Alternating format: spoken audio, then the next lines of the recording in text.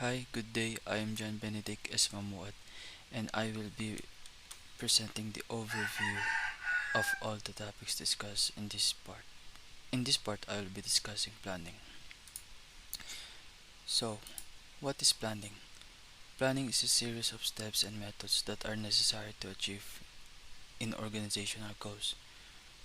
It involves setting goals and making decisions by effective leaders who can standardize an effective plan to increase the chance of success.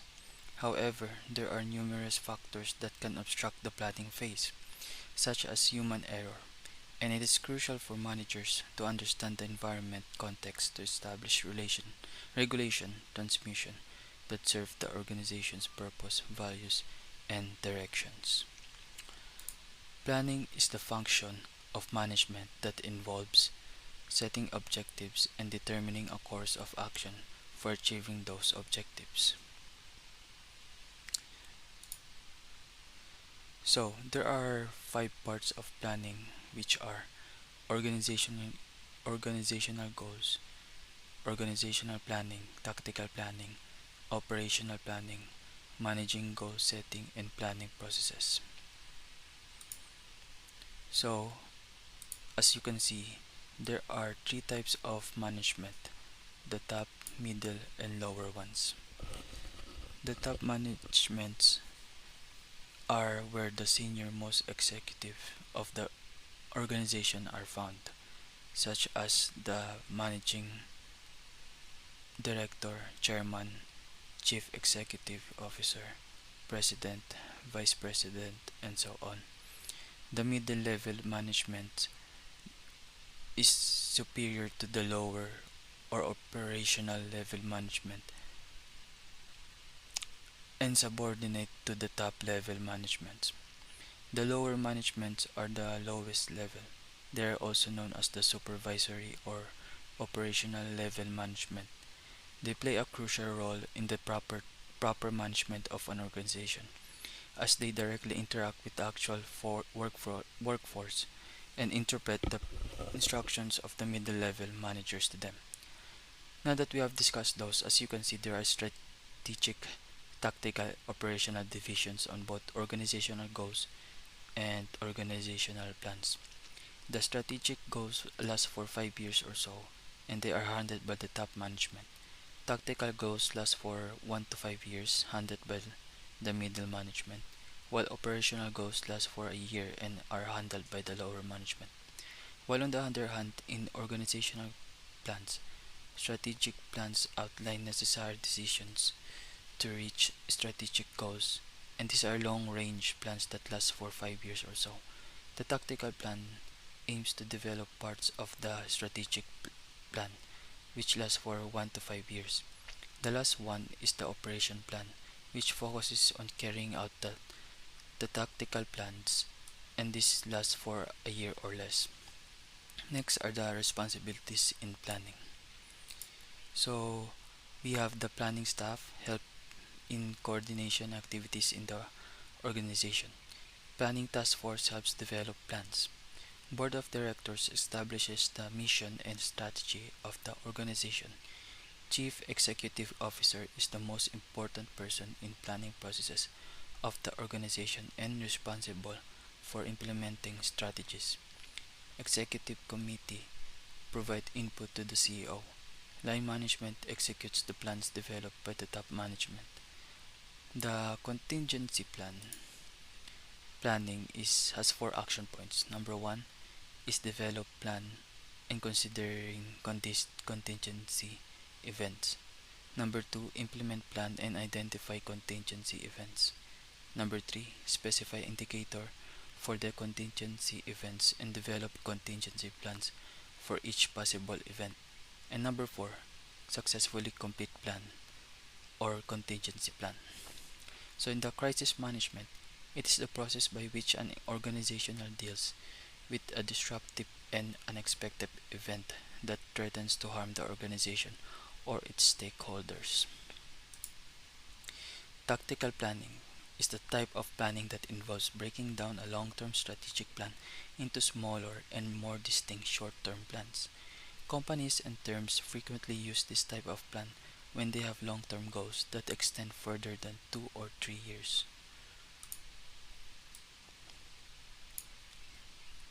Development. So this one specify relevant resource and time issues. In execution, we have to evaluate each course of action, obtain and distribute information and resources, and monitor horizontal and vertical communication and integration of activities and ongoing activities for the goal. So here in operational planning, we have single-use plans and standing plans. In single-use plans, the common forms are programs and project. Programs used for a large set of activities, projects for less scope and complexity of the program. While in standing plans, we have policies and standard operating procedure or SOP. Policies are the general guidelines for solving a problem or situation, while SOP or standard operating procedure outlines the steps needed in a particular circumstance.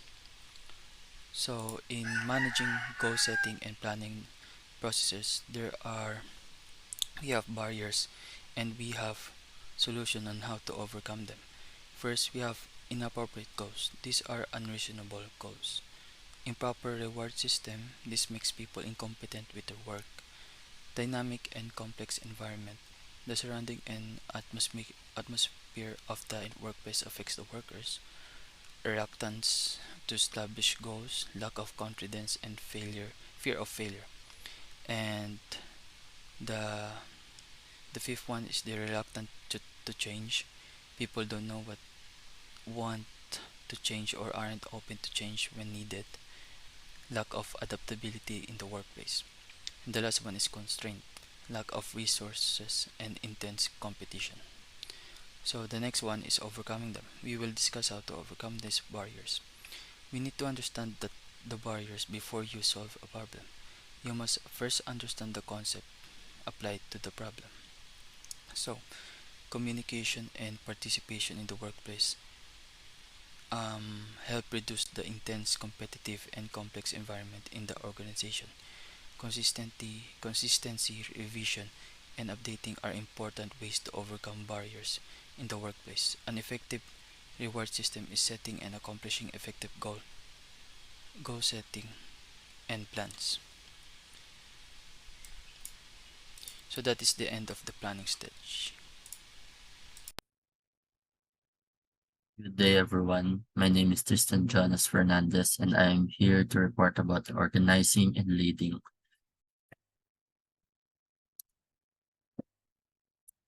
Organizing refers to the process of bringing people together to achieve a common goal or objective. It involves identifying a shared interest, building relationships, and taking collective action to achieve a desired outcome. Organizing can take many different forms and approaches, depending on the goals and context of the effort.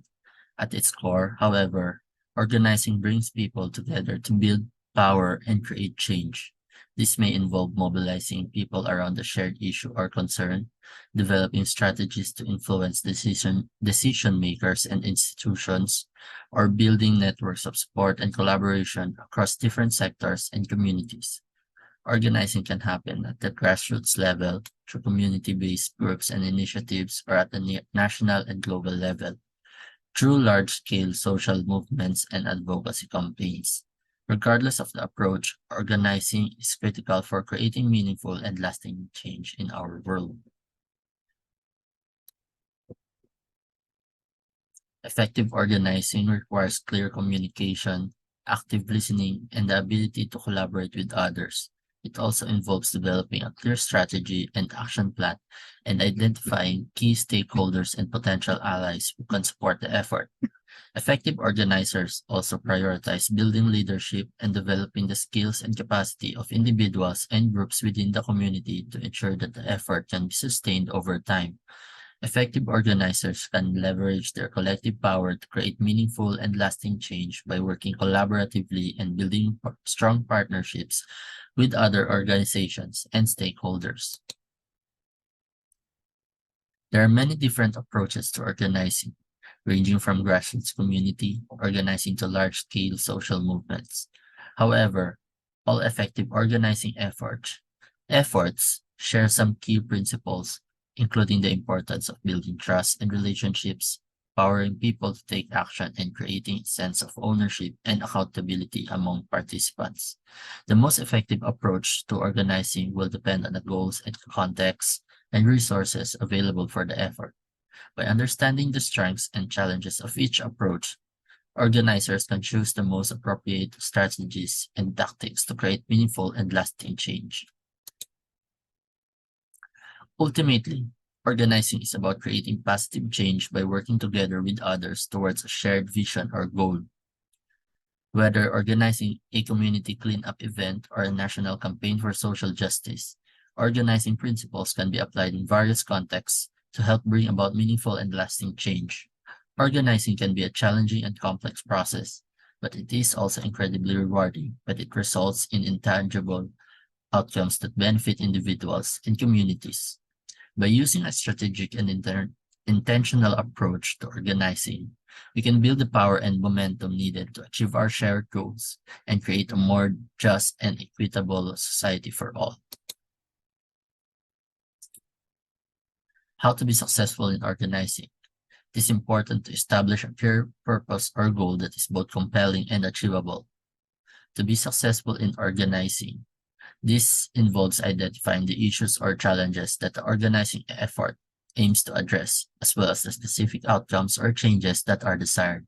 Organizers must be transparent and accountable in their actions and their decisions and work to create a culture of inclusivity and participation. By empowering individuals and communities to take ownership of the organizing effort, organizers can create a sustainable and impactful movement for positive change. Once a goal has been established, it is important to develop a clear plan of action that outlines the steps required to achieve the desired outcome. This may involve identifying key stakeholders, developing messaging and communication strategies, building relationships with potential allies, and mobilizing resources and support. Successful organizing requires a sustained and ongoing commitment to the cause, even in the face of setbacks or obstacles. By building a strong and resilient community of supporters and advocates, organizers can overcome challenges and persevere in their efforts to create a more just and equitable world. Effective organizing also requires a deep understanding of the organizing effort's context. This involves understanding the social and economic and political dynamics that shape the issues at hand, as well as the power dynamics that exist among the different stakeholders and groups. Organizers can identify opportunities and challenges by engaging in ongoing learning and analysis, anticipate potential barriers, and develop effective strategies to address them. This knowledge and understanding is critical to building the power and momentum needed to achieve lasting, meaningful change. To build support and mobilize action, it is important to develop clear and compelling messages that resonates with the target audience. This may involve developing a narrative highlighting the urgency and the importance of the issue and the potential benefits of taking action. Effective messaging should also be tailored to the specific context and audience, using language and framing that speaks to their values and experiences. By developing messaging that is accessible, relatable, and inspiring, organizers can engage individuals and communities in the organizing effort and build momentum toward achieving their goal. Finally, successful organizing requires ongoing evaluation and learning to ensure that the effort remains relevant and effective over time. This may involve gathering feedback from participants and stakeholders, tracking progress towards goals, and adjusting strategies and tactics as needed. In addition, effective organizers must prioritize building a diverse and inclusive movement that reflects the communities they seek to serve. This involves actively engaging individuals and groups from a range of backgrounds and experiences, and working to center the voices and leadership of those most impacted by the issues at hand. By building a truly inclusive and diverse movement, organizers can create a powerful force for change that is truly representative of the communities they seek to serve. In summary, organizing is a powerful tool. It is a powerful tool for creating positive change and bringing people together around a common purpose. By developing a clear purpose and plan of action, building relationships and mobilizing support, and adapting strategies and tactics over time, organizers can help create a more just, equitable, and sustainable world. Whether organizing at the local or national level, it is important to recognize that change does not happen overnight, and that sustained effort and collective action is required to achieve progress. By working together, organizers can build a movement that is capable of overcoming the most daunting challenges and creating a better world for all. Leading. Leading refers to the process of guiding and directing a group or organization towards a common goal or objective. Effectively, leaders inspire and motivate others, create a clear vision for the future, and establish a culture of collaboration and accountability. Leadership can take many forms and is not limited to traditional positions of authority or power, but can emerge from anyone who is able to inspire and guide others towards a common objective. To be an effective leader, it is important to develop a clear understanding of the values, goals, and needs of the organization or group being led. This involves developing a deep understanding of the context in which the organization operates, including the social, economic, and political dynamics that shapes the issues at hand. By developing this understanding, leaders can better tailor their approach to effectively engage and mobilize their team towards achieving their shared vision. Effective leadership also involves creating a culture of trust, transparency, and open communication, where all team members feel valued, supported, and empowered to contribute to the organization's success. Successful leaders are also skilled at building relationships and communicating effectively with others. This may involve establishing open lines of communication, active listening, and a willingness to take the feedback and input from others. Additionally, effective leaders are adaptable and able to navigate complex challenges and changing circumstances. They should be able to delegate tasks, make difficult decisions, and continuously learn and improve their leadership skills. In addition, effective leaders are able to create a culture of collaboration and accountability where everyone is valued and encouraged to contribute their unique skills and perspectives. This may involve creating clear roles and responsibilities, establishing processes for decision making and problem solving, and providing support and resources to help individuals and teams succeed. This culture of collaboration and accountability fosters a sense of ownership and commitment among team members, leading to higher engagement and productivity. How to be successful in inspiring and motivating others. Effective leaders also need to be able to articulate a clear vision for the future that is both compelling and achievable. This involves setting ambitious goals and communicating a sense of urgency and purpose around achieving those goals. By inspiring and motivating others toward a shared vision, effective leaders can create a sense of purpose and direction that helps individuals and organizations overcome obstacles and succeed. Finally, successful leaders are able to adapt to changing circumstances and challenges over time. This may involve adjusting strategies and tactics, seeking out new opportunities and partnerships, and continuing to learn and grow as a leader. Adaptability is crucial for effective leadership, and the ability to pivot and make necessary changes allow leaders to stay on track towards their goals and maintain relevance in constantly evolving landscape. In summarization, leading is about guiding and directing a group or organization towards a common goal or objective. Effective leaders develop a deep understanding of the context in which they operate, build strong relationships and communication skills, establish a culture of collaboration and accountability, articulate a clear vision for the future, and adapt to changing circumstances over time. Summary: organizing and leading are both essential skills. Organizing and leading are both essential skills for creating positive change and achieving collective goals. Whether organizing a community event or leading a large-scale organization, both requires a clear sense of purpose, a deep understanding of the context in which the effort operates, and strong communication and relationship building skills.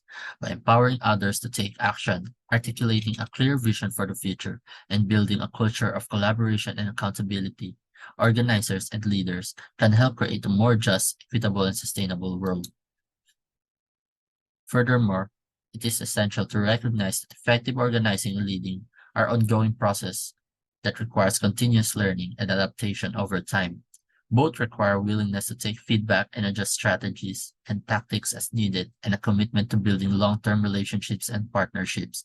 By embracing the principles of organizing and leading and continually working to refine these skills, we can create more effective and sustainable efforts for creating positive change in our communities and beyond.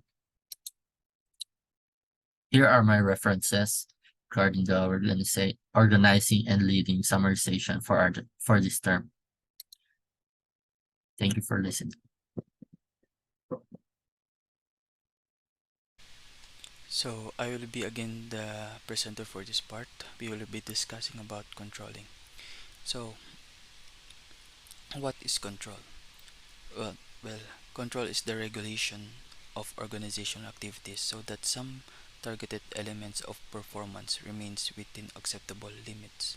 Controlling is the process of comparing the actual performance with the standards set by the company to ensure that all the activities are happening according to the plan, and if any deviations are found, then corrective action needs to be taken. The purpose of control is to have an efficient way in doing things, to keep and supervise the whole process in achieving the organization's goal. It is important Its importance is to compare actual performance with expected results. The role of control in management is leading everyone working on the goal to its right direction, making sure that the process is right on track. The benefits of control is that it definitely helps in achieving the goal because it ensures efficient utilization and shows room for improvement. As you can see shown in the slide is the steps in control processes. So from the top we start off by setting standards by which performance will be measured. Second, we measure the performance. Third, we compare actual performance with standards and identify any deviations. Fourth, we determine the reasons for the deviation, and last, we take corrective action if needed. Next is to discuss the levels of control, in which we have operational, financial, structural, and strategic controls.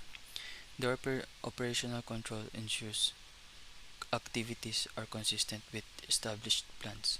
Financial control are procedures, policies, and means by which an organization monitors and controls the direction, allocation, and usage of its financial resource.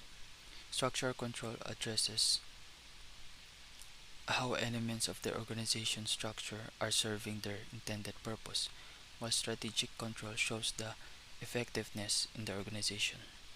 So there are five characteristics of effective control. First is the integration with planning. Taking control measures during planning is the best way to integrate planning and control. Next is flexibility. The system needs to adapt to different circumstances. Accuracy is important because it is the data of the organization and it affects decision making. Timeliness is important as it updates the control system frequently as required. And the last one is objectivity. Um, the neutral data must be available for the control system. Next is to discuss the resistance to control. We have over control wherein there's too much authority in the workplace, inappropriate focus, meaning there is insufficient room to focus for the employees. Rewards for inefficiency acts against the organization's goal, while too much accountability results to higher standards in the workplace. Total quality management. The continual process of detecting and eliminating manufacturing errors, streamlining supply chains, improving the customer experience, and ensuring employees are fully trained. Planning. Planning sets the goals for the organization, and controlling ensures their accomplishment. So,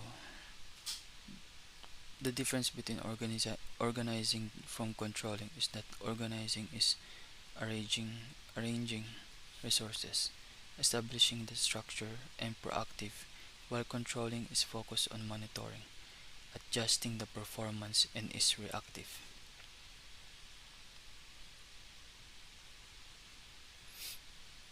So the key KPI stands for Key Performance Indicator, a quantifiable measure of performance over time for a specific object. KPIs provide targets for teams to shoot for, milestones to gauge progress, and insights that help people across the organization make better decisions. So that is all for our group. Thank you for listening.